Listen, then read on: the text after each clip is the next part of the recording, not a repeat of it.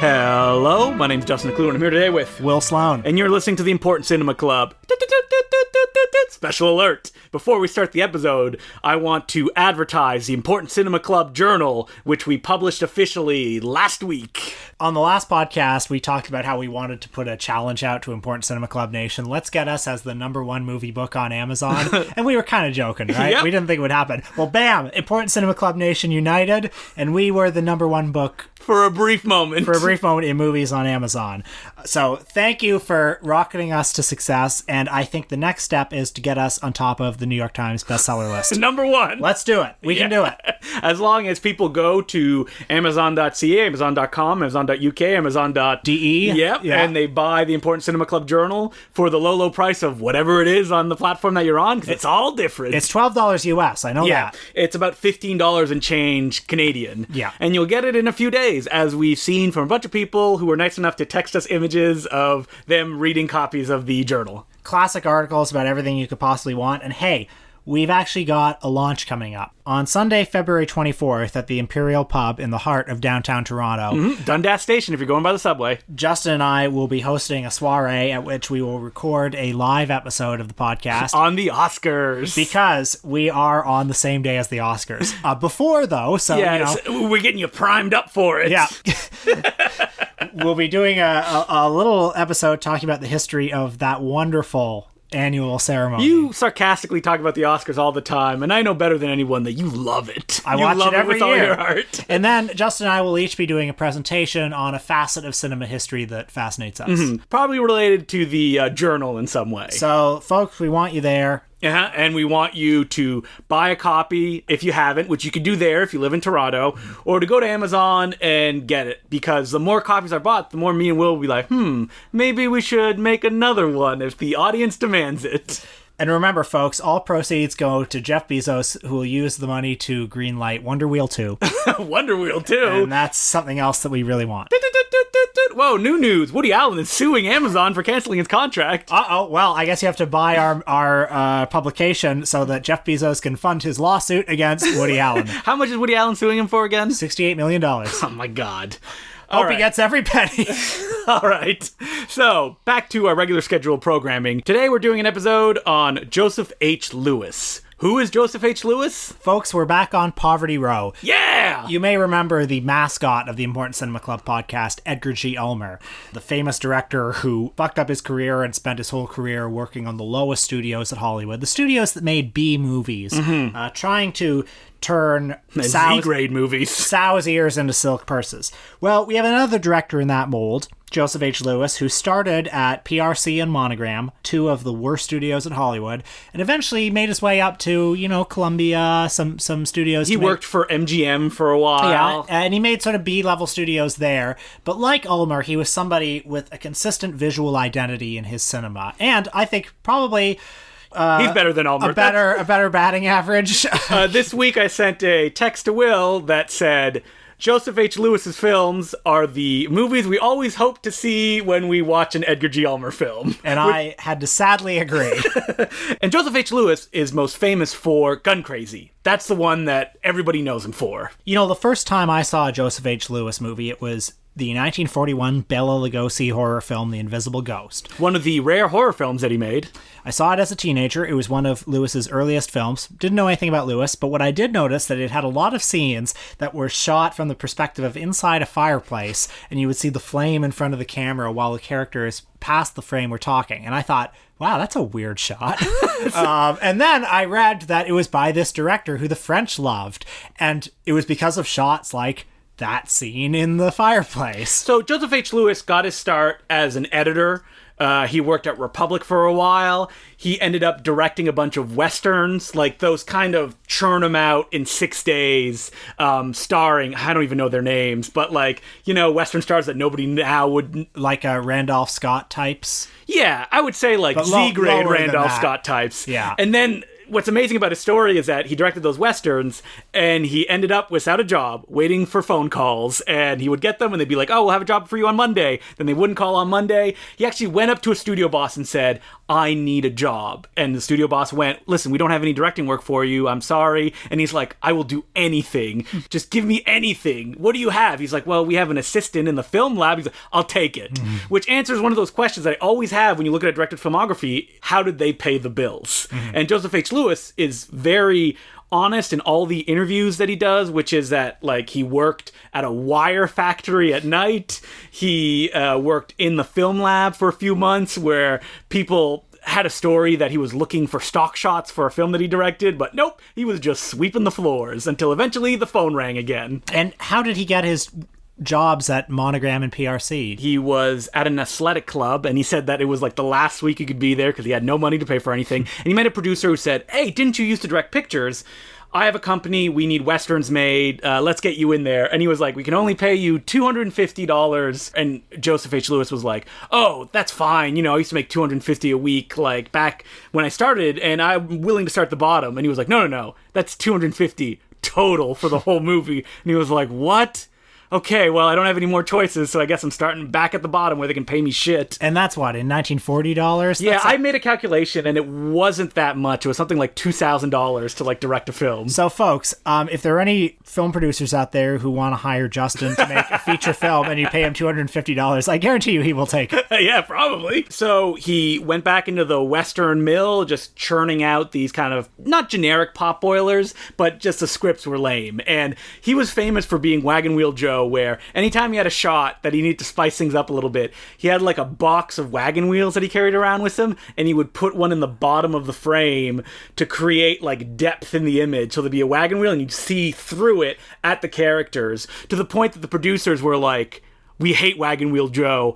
He cannot work for us because he's going to shoot everything through wagon wheels. This is the key thing to know about Joseph H. Lewis. This is the visual signature of his films. He loves shooting through stuff. He likes something in the extreme foreground and then something in the extreme background. And whenever I see it, it's like Spike Lee with his shot of like people on the moving sidewalk.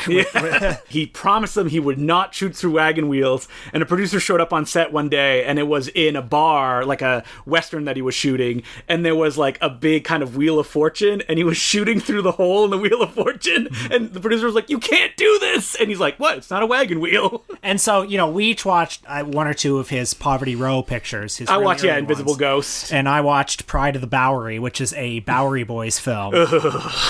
And when you're watching stuff like that, you kind of want any sign of life. You want to know that somebody is, because, you know, the quintessential Poverty Row director is William Bodine, the guy who made 500 movies, didn't really care about any of them, and he parked the camera down. And if you want to learn more about him, read the Important Cinema Club Journal. Yep. William Bodine once had a quote where he said, you know, let the other arty guys put their camera and shoot through a chandelier or something. He was talking exactly about Joe Lewis. So I watched Pride of the Bowery. This is when the Bowery Boys were still the East Side kids. So they were still kids. Well, yeah. I mean, teenagers. Leo Gorcey looks 58 no matter how old he is. Perhaps if people don't know who the Bowery Boys are, because after all, this is not 1948. Yep. The Bowery Boys were a team of tough-talking Lower East Side comedians who they started at Warner Brothers in films with Humphrey Bogart, and towards the end of their career, they were basically like a bargain basement Three Stooges at Monogram. And they were old by the time that they finished at Monogram. They were like in their 40s, and they were still called the Bowery Boys. Yeah, they were still playing kids. This one that I saw, Pride of the Bowery, is sort of halfway between those two poles. It's kind of it's got comic elements, but it's basically a drama where the boys are sent off to a military camp, and they have to learn discipline and you know, the rigors of being in a military camp. But you leaned forward anytime that camera moved, right? Well, as I was watching it, I was sending you screen grabs. Yeah, you're like, time. That Lewis touch. And it's like, the Lewis touch is there. I don't know if it makes Pride of the Bowery worth watching exactly, No. But if you are watching it for Joseph H. Lewis, there are so many nice visual moments, because it's not just putting something in the foreground and putting something in the background. He's always thinking of, what is the most interesting way to shoot this? What is a way to shoot this scene that conveys the emotion of the scene? Even there's one scene in Pride of the Bowery where we're following the Bowery Boys as they're walking towards the camera through the military base. It's just following them, and then they stop, and the camera keeps going for a few more feet, and then it pauses. And there's something about the dynamism of that shot that I really respect. Yeah, his name was really Joe Dynamism Lewis because he would bring to this dross that he worked on actual care. Like, he said that even when he was being paid $250 a movie, he would still work on the film weeks before then, planning out every shot like Hitchcock and figuring out a way to make it interesting, even though the script was lame and not funny. And, you know, like anybody who creates storyboards, he says the right thing, which is you get the set and you throw the storyboards out because you're not going to have time, but now you have an idea of what you want to do. I mean, in Pride of the Bowery, there's a scene where all the Bowery boys are out doing manual labor by a lake.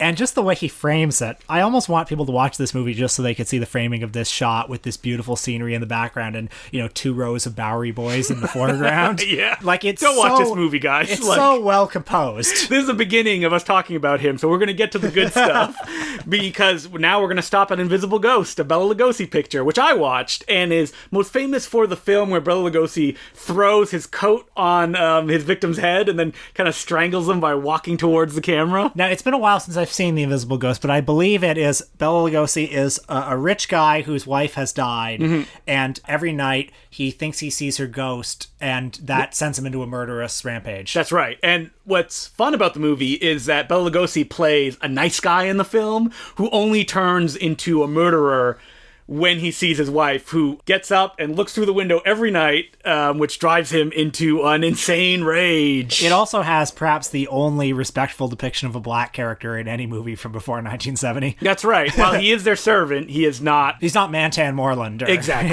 yeah. And so after that string of PRC pictures, he continued to make PRC films. He made Secrets of the Coed. He made Minstrel Man, a musical, which I'm shocked you haven't seen. Well, the set design was by Edgar G. Ulmer, in fact. Supposedly, Edgar G. Ulmer directed it for a few days and then stepped back and Joseph H. Lewis took over. So the set design would technically be by Ulmer. It's a blackface comedy, right? Yeah, it is. And Joseph H. Lewis directed 2 musicals. The other one he did the musical numbers for was the Al Jolson story. Well, the Jolson story was a good gig for him at that time because it was one of the biggest movies of the year. It got nominated for a bunch of Academy Awards, too. Yeah, it was a huge smash. So, and Joseph H. Lewis did the musical numbers on it. I mean, around that time, by the time he did the Jolson story, he had sort of been called up to the big leagues. I guess his work at PRC and Monogram was considered good enough that he was allowed to direct B movies at Columbia.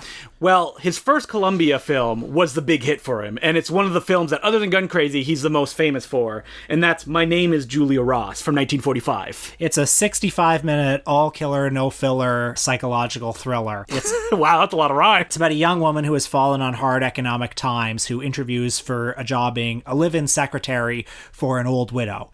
The widow and her family like her. They say, come to our house. And then she wakes up to find that her identity has been taken from her. She is now being told that she is the sick wife of the widow's son, and she cannot escape. And the best part about this movie is that she doesn't buy it for a second. Yeah. Like, you'd think that one way to approach it was that she's slowly gaslit until she's like, oh, maybe I am this person. But nope, she's like, this is bullshit. And the entire film is her trying to find clever ways to get out of this situation. I mean, really what they're doing is gaslighting the rest of the world. That's right, like, yeah. Visitors come and doctors come. Mm-hmm. I feel like it's his next movie, So Dark the Night, that really has all of the Joseph H. Lewis visual flourishes in it. My Name is Julia Ross. I mean, it has some of them, but I think it does. Yeah. Like, the way that it kind of captures the shadows as they enter a room, and the way that it's so taunt, and that its woman protagonist is portrayed very proactively, which actually happens a lot in his films as he goes on in his career.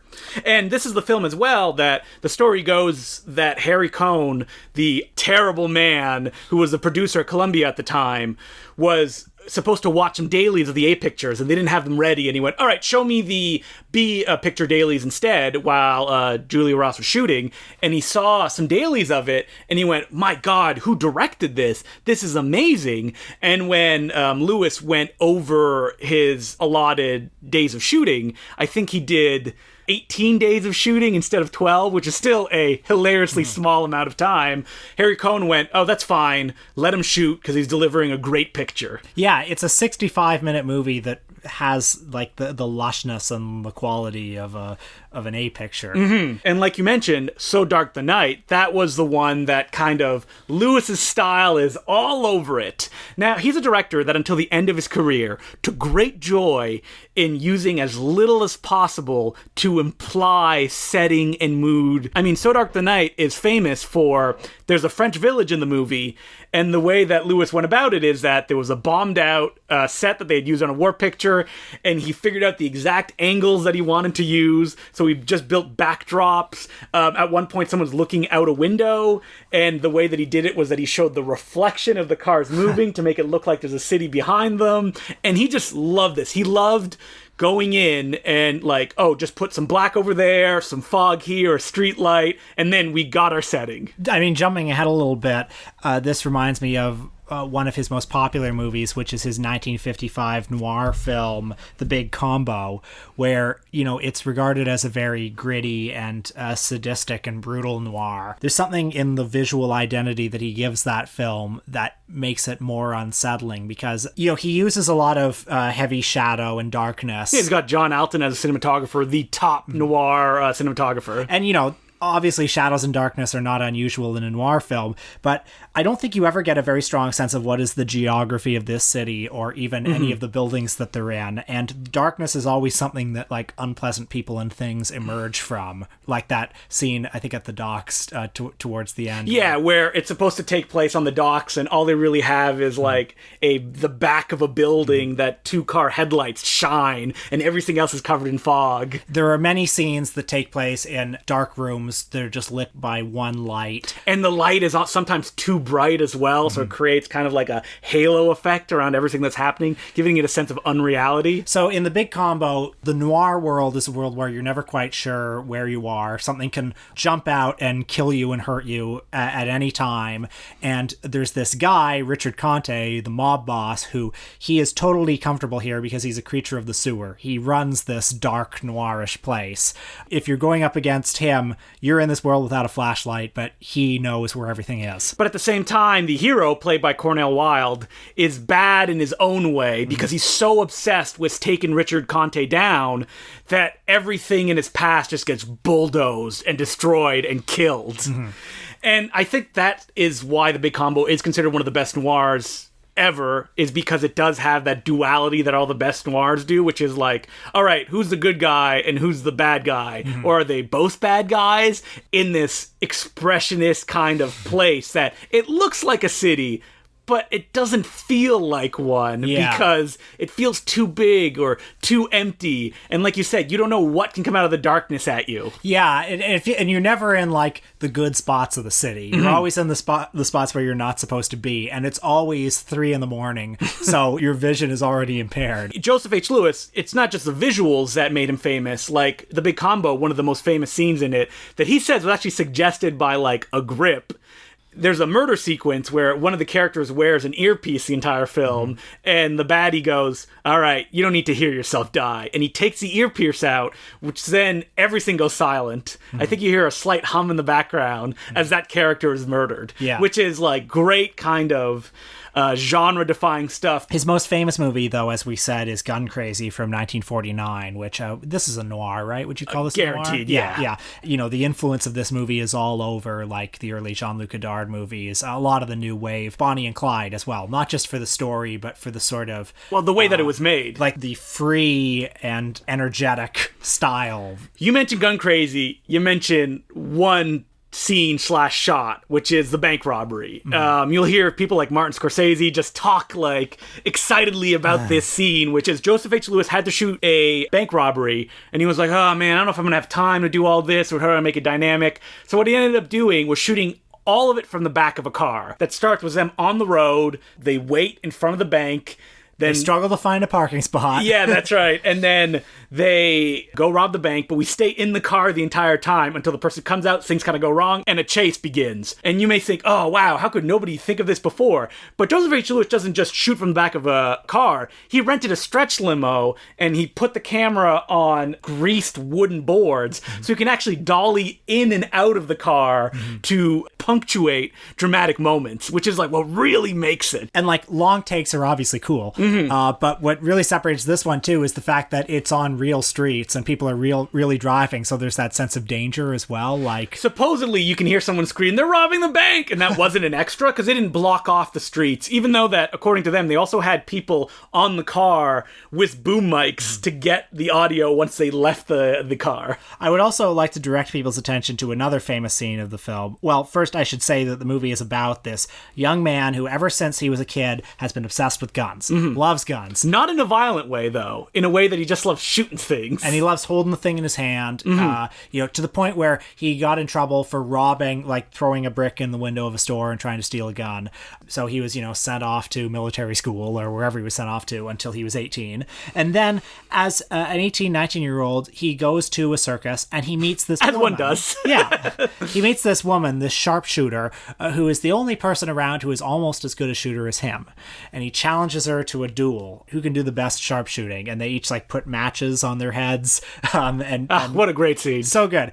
Okay, the scene where she is shooting for the first time, Lewis positions his camera in such a way that while she's shooting, it's kind of a low-angle shot where you sort of see her from behind.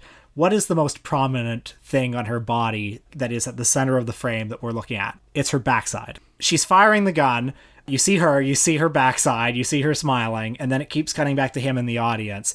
And visually, he is linking the gun with sex. And you were supposed to, as a viewer, look at her lovely body and associate that with the gunfire. And he's visually communicating to you without saying it that you are going to find this gun sexually attractive, just like he does. Even in that scene, you never step out of the perspective of the man when he is shooting or being shot at. When he's being shot at, it's from his perspective, back far away. And when he's shooting, it's again on him. She's always an object that he's looking at, as opposed to someone that you're supposed to associate with, because that's the way that the protagonist is viewing her. That's absolutely true. It's definitely a male gaze film. Although I do think Peggy Cummins' performance so good. Is unbelievable. I'll kill them all! I mean, there's something about her, there's an enormous vulnerability to her performance. Well, it would have been easy to just make her a femme fatale. Yeah, the evil villain that this innocent man is dragged along with. But you do feel bad for both of them as it goes along, and it just gets out of their control. And then you get swept up in the crazy love that they have. Like, Gun Crazy is an accurate title. Another of my favorite scenes in the movie is after this robbery they've done, which has almost gone wrong, and they're supposed to split for 3 months and then reunite. And they really do need to split for 3 months if they're going to reunite, because things have gone bad enough that if they don't split, they're going to get caught. But then as they're driving off, they look back and they drive back towards each other as the music swells. God, I love that scene. It's just the perfect melding of music and script and camera work. Now, when I think of this movie, what my mind goes to almost automatically is Quentin Tarantino's True Romance. And I think of this as well because, that film was directed by Tony Scott. When it was originally going to be directed by Maniac Cop's William Lustig, Gun Crazy was the film that he compared it to. And I think there's a good comparison to make between Gun Crazy and Tony Scott's True Romance, because one of them is almost like a fable between these two characters, this almost dreamscape of romance and kind of male gazy, like, oh man, wouldn't it be cool? While Gun Crazy is a little bit more sober than that. And I think because of that is a better film. Yeah, it is more sober. Like, it regards them as crazy, and yet on some level, it also kind of gets caught up in the craziness. Like, it is ferociously directed. There are so many scenes in the movie of cops speaking on the radio, and whenever you see that, the camera, zooms in on them because it's so hyperbolic. And then the film ends in the way that me and Will love the most, in a bunch of fog. In this case, a swamp. And wow, what a sequence. Basically a nightmare where it's like shadows and you just see reeds up in the air and everything kind of shrouded in the darkness. So, I don't know, it is interesting that he is somehow, with his camera, able to make a movie where, like in that scene at the circus, you were supposed to, as an audience member, feel the sexual attraction to both the woman and the gun simultaneously. And yet, it's a more objective film than something like True Romance. It is objective. Because it's constantly questioning its own premise. This idea that, wow, these guns are cool, and you like these people, but now it's too far. And they killed someone, and now they can't stop killing, and, the final moments of the picture is really tough on the audience, because you're like, well, this is obviously the good person, but this person as well, like, I don't want bad stuff to happen to them. Mm-hmm. Yeah, that's why it's the classic that it deserves to be. Yeah, it's a rich emotional experience. So from what I've read, Gun Crazy wasn't a big hit when it came to cinemas. So his next gig that he did was a picture for MGM, A Lady Without a Passport, a Hedy Lamarr film, which, watching it this week, was one of his most technically accomplished films, but just like Lewis said in interviews after the fact, it was a bad script that I didn't want to make, and I thought that I could kind of spice it up with visual flair, and it just kind of lays there, in his opinion, and also in my opinion too. From that point on, he kind of just bounced around, making a war picture, Retreat Hell. He made a story about children lost in the Canadian wilderness called Desperate Search, The Big Combo, and a bunch of westerns, which include A Lawless Street, The Halliday Brand, Seven's Cavalry, and the last feature film he ever made, which me and Will watched, Terror in a Texas Town. Which I think was shot for $80,000, which at the time was quite a low budget for something like this. And it was done in 10 days as well. Lewis did it for his very good friend Nedrick Young, who was an actor and a writer. What happened was Nedrick Young had been blacklisted in the Red Scare that happened in Hollywood. So he couldn't get any work. And Young got a bunch of his friends, including Dalton Trumbo, who wrote Terror in a Texas Town, to make a picture just independently. Mm-hmm. The problem with that is that anybody who was involved in this production would also be blacklisted. But Joseph H. Lewis said, I don't friggin' care. Like, this will be the last feature film I ever make, so let me just shoot it. And why was it his last film? Because he had a heart attack when he was in his 40s. He blames it on being a perfectionist, on how he wanted every movie to be as good as it could be. And one day he got home and he just couldn't even take a swim, which he did every night. He just collapsed in his bed. And his wife said, listen, you need to stop working this hard, because I'd rather be living in a one-room apartment with a husband than be a rich widow. And Joseph H. Lewis said, you know what? You're right. He broke a contract that he had signed to direct more feature films, and he went on to live a full and happy 93 years of life. Yeah, he lived well into the early 2000s, I think. Mm-hmm. And Terror in a Texas Town, 1959, was his last movie. Yeah, and Terror in a Texas Town is weird. It stars Sterling Hayden, who is a Swedish whaler who shows up after his father is murdered, and he wants to take revenge with a big whaling harpoon. It's one of those deals where his father owns some property that's above oil, and so some bad people are trying to make everyone sell their land. Sterling Hayden, he's inherited this land, and damn it, he's not going to back down to these bad people. And like a lot of his later day period westerns, Terror in Texas Town is very stripped down. Like, there's not a lot of action, there's not a lot of excitement. While I was watching it, not just because Sterling Hayden is doing a Swedish accent, but it feels very Bergman-esque. Characters, especially later in Lewis's career, very rarely looked at each other when they talked. He loved to frame Bergman-esque two-shot where people are shoulders to shoulder, looking in different directions and having kind of existential conversations. It definitely does feel like one of those later westerns because there's nothing glamorous about the West here. It's a lot of old men and disillusioned sex workers. And Nedrick Young, who plays the villain of the piece, is essentially the main character where you follow him the most. And I mean, it's interesting that it's written by a lot of blacklisted people, because it's the sort of movie that has this view of the system is rigged. And yeah, okay, you think you own this land, you don't own this land. That's right. Yeah, we'll come in, murder you, and the only way to get the land back is to harpoon those capitalists right in the heart. That's right. But after that, Lewis did go on to work in a bunch of TV shows. Essentially, the deal he made with the studio was, I will work 1 week a month on one show.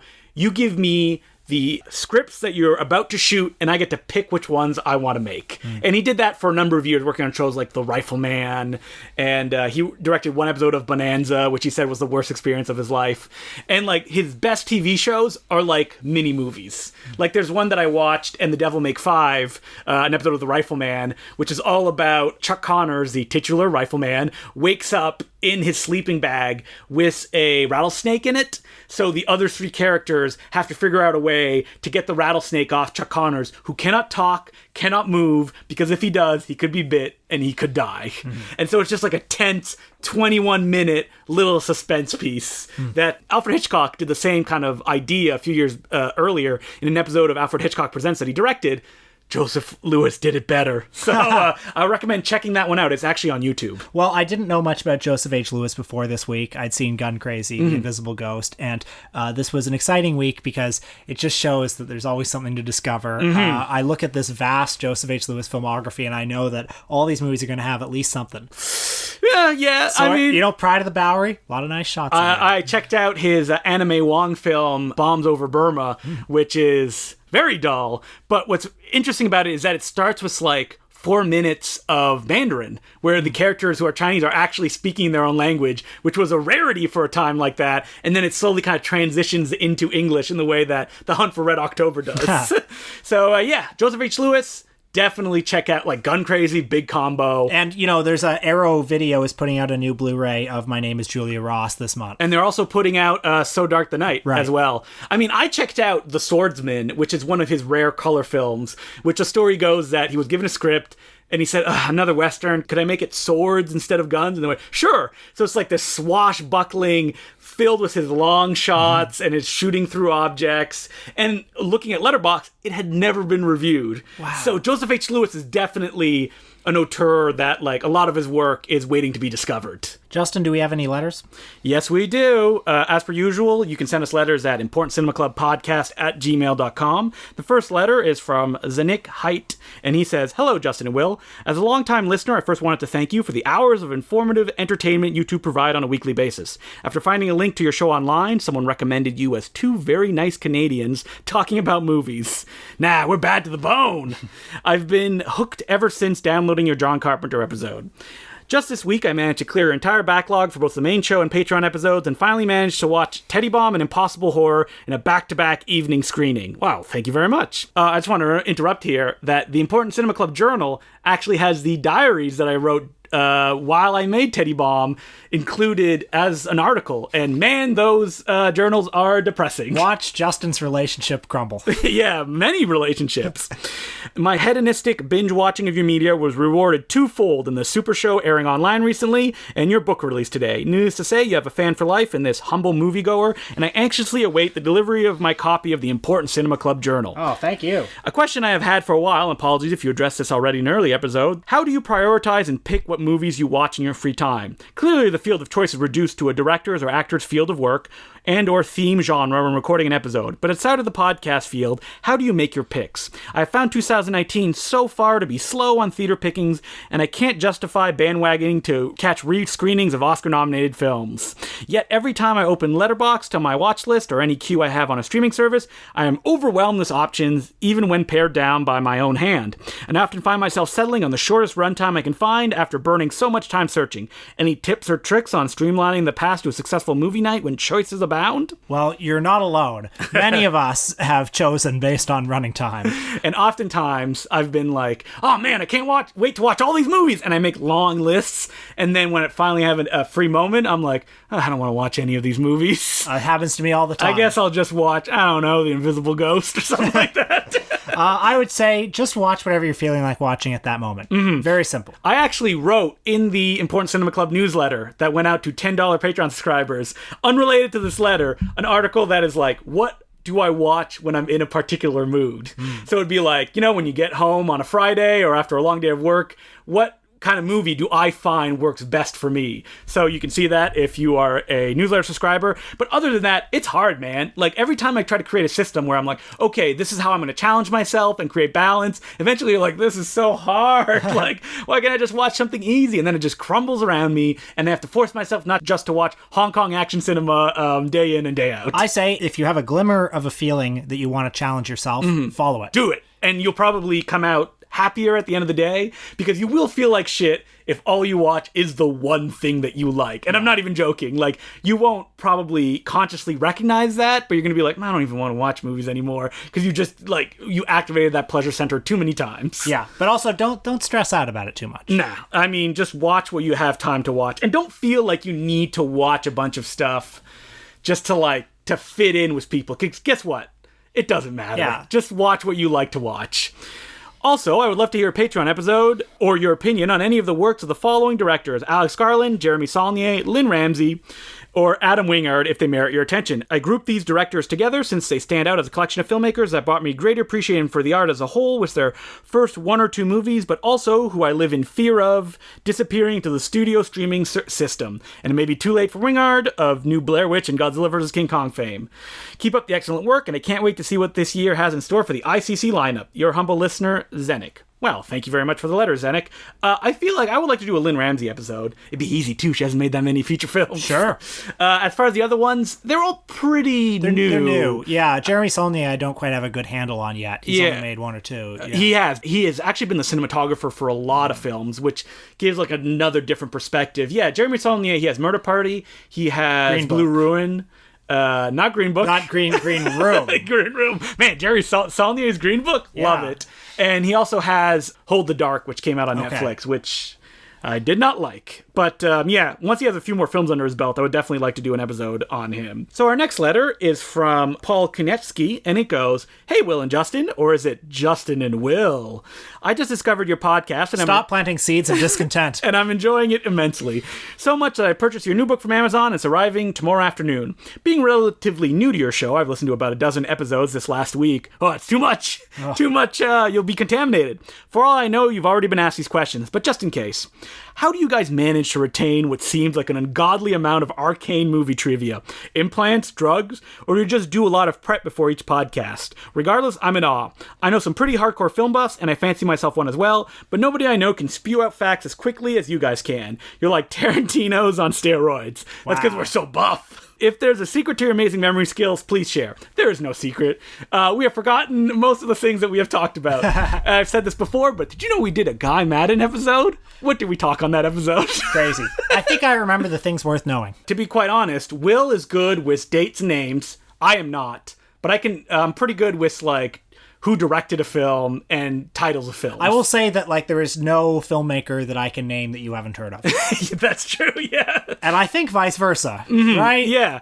We're well matched. Anytime that, like, I get excited of a new filmmaker that, like, you haven't heard of or I haven't heard of, that's, like, a moment where, like, yeah, we throw, like, a little party. Yeah. There's nothing more exciting than seeing a list and I'm like, who is that? And then, usually by the next week, one of us will have watched. Robert Flory was one that you shared with me, like, a little while back that I had never heard of. And you mentioned Don Dohler, and now I've just bought his Fiend on Blu-ray, and I'm looking forward to following that.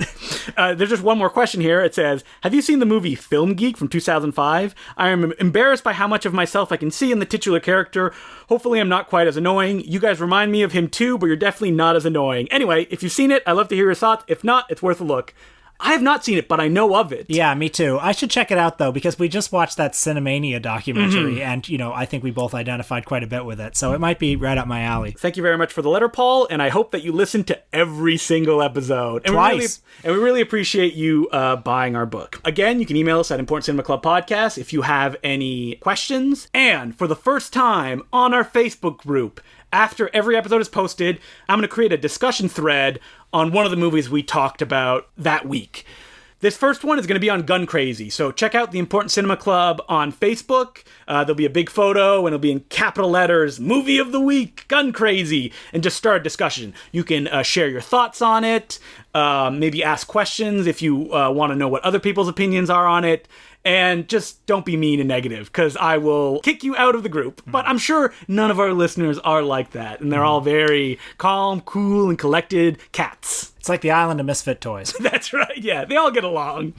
So, again, that's on Facebook. And our Patreon this week is dedicated to the movie People on Sunday. Because you can't talk about Joseph H. Lewis without also throwing a little love to Edgar G. Ulmer. That's right.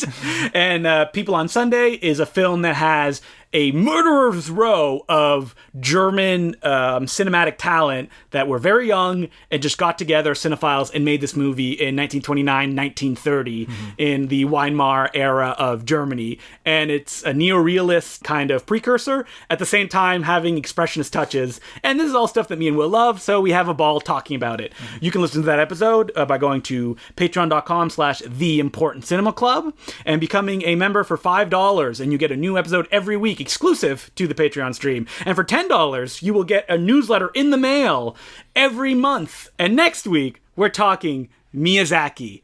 buckle in to listen to us mispronounce Japanese words for 40 minutes. Whenever a repertory cinema needs money. Ah, man, you beat me to the joke. I was going to say that we're going to watch these movies by going to, I'm sure there's some retrospective out there that's playing his films. But we won't be able to get a ticket because they'll all be sold out. That's right. how it always is. Listen, if there's any investors out there, I want to make a Miyazaki grindhouse that it's just his films 24 hours a day. Yeah, you can go in there and, get a hand job or whatever else happened at a grind job. Watch My Neighbor Totoro and have yourself a swell time. Yeah. And you know what? It'll always be sold out. So we're going to be doing his work, which, I'm going to be honest, I haven't seen probably since high school. Miyazaki's one of those people who, he is entry-level cinephile. I think of his movies and I think of being in my parents' basement watching A Clockwork Orange for the first time, watching Fight Club for the first time, and then watching Spirited Away. Spirited Away, one of Which those. was everywhere when it came out, because it was nominated for Oscars, and I remember I went to the little mom and pop video store in the small town where I lived, and they actually had copies of it, which blew my mind. So we're going to be talking about the Castle of Cagliostro with Lupin the Third. Yeah, which I've seen. The other non-Miyazaki Lupin the Third films, they are very sexual. So his is not, though. And we will probably be watching another one of his films. I think we decided on My Neighbor Totoro, which is kind of like the ultimate example of his work. Mm-hmm. And I'm sure I'm going to watch a whole bunch during the week as well, because I don't remember them that well. They're like faint glimmers in my mind. He's a good filmmaker, I mean, Michael Keaton doing the main voice of the English dub on Porco Rosso. I love Porco Rosso. I love Howl's Moving Castle. Again, movies I haven't seen since high school. So we're going to go on a time machine, and we'll be with you next week when we have that discussion. And until then, my name's Josh McClue. I'm Will Sloan. Thanks for listening. So this week, I went to the TIFF Bell Lightbox to see Ho Xiaoshen's film Millennium Mambo. Were you by yourself? I was, yes. And in fact, when I got there, I thought it would just be, the usual suspects, all the people that you normally see at a rep screening of a glacially slow Taiwanese art film. I was going to say that, you wanted to experience it with a crowd so you could all cheer and clap at the same time. I want to see it with a like-minded crowd of 7 or 8 elderly men. I mean, it does star Shu Key from The Transporter and So Close. And Gorgeous with Jackie Chan. Right. She was also a Cat 3 actress in the 90s. That's right. And The Assassin more recently. Oh, yeah. Speaking of another Hao Shen film, I love The Assassin. That's great movie. Yeah. And I like Millennium Mambo quite a bit too. But I was horrified when I got to the theater to discover that it was programmed as part of TIFF's Next Wave Festival. What's TIFF's Next Wave? It is for... I'm vamping here. I know what it is. I know you do. It's for youth, by youth. Will's like, why didn't they call me? And, I realize I'm 30 years old now. My hair is going gray. I am no longer youth. Going gray? My hair is already gray. There was a time not long ago when I would have been one of these kids. Yeah. And happy, now, wide-eyed for the future. I am old to them now, and that bothers me. So when you walked in, were they like, oh man, look at this old guy, creepy. Is he going to sit beside one of us? Nope, they didn't even notice me. Yeah, you were invisible to them. You passed the 29-year-old barrier, and you became an invisible man. But they had it in Cinema 2, which is a big theater, and it was very busy. Lots of people there. And I thought, oh no, these kids don't know what they're in for. Oh my God, you are an old man. Well, okay, but I'm an old man with experience. Right? Yeah. I've been around the block. Back in my day. So, the movie starts, and of course the audience was quite polite and well-behaved throughout, although the teens in my immediate vicinity did not like this movie. Did they start, texting, and I don't know... There was some texting. In the second half of the movie, because this is a 2-hour movie, and if you're not into it, those are a long 2 hours.